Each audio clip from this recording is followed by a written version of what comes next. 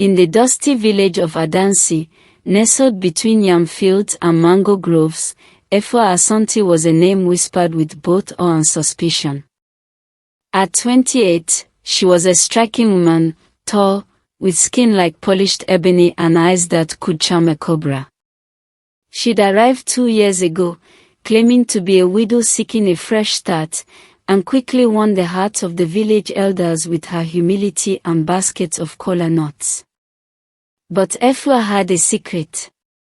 She was no widow. She was a predator, and Adansi was her latest hunting ground.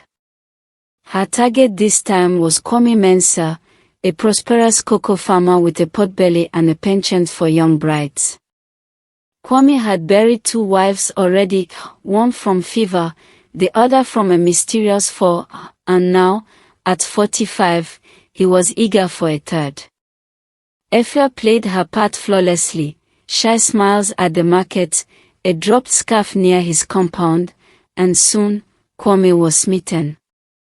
Within weeks, he sent his uncles to Efua's rented hut with a bride price, 2 goats, a crate of schnapps, and a fat wad of cedis wrapped in red cloth.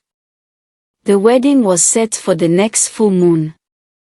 Efua smiled as the village women draped her in fine linen cloth, their chatter filling the air with blessings. She'd done this before, 5 times, in 5 villages. Marry a rich man, fake her death, slip away with the refunded bride price, and vanish. Kwame was her easiest mark yet. But as the drummers began their rhythm that night, Efua felt a chill. Across the fire, a woman in the crowd locked eyes with her, a woman who looked exactly like her. The wedding feast was a blur of palm wine and roasted plantain, but Efua couldn't shake the stranger's gaze. She was identical, same sharp cheekbones, same braided hair, even the same scar on her left wrist from a childhood burn. Efua brushed it off as a trick of the firelight. She had a job to finish. 3 days later, she staged her death. It was her signature move, a collapse in the yam barn, a vial of goat blood smeared on her lips, and a scream from a bribed neighbor girl. Kwame wept as the village healer pronounced her gone to the ancestors.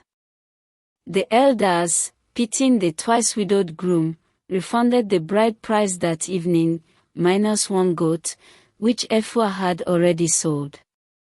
By midnight, she was creeping through the bush, the cash stuffed in a hollowed-out calabash, headed for the next village.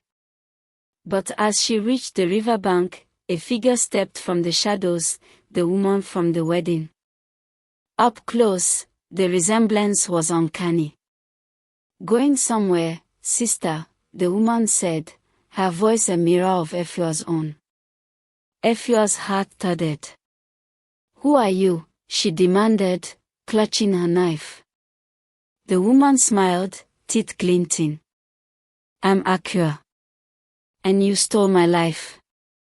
Before Efua could strike, Akua vanished into the mist, leaving only the echo of her laughter. Efua ran, her plan unraveling like a frayed mat. She didn't believe in ghosts, but this felt personal.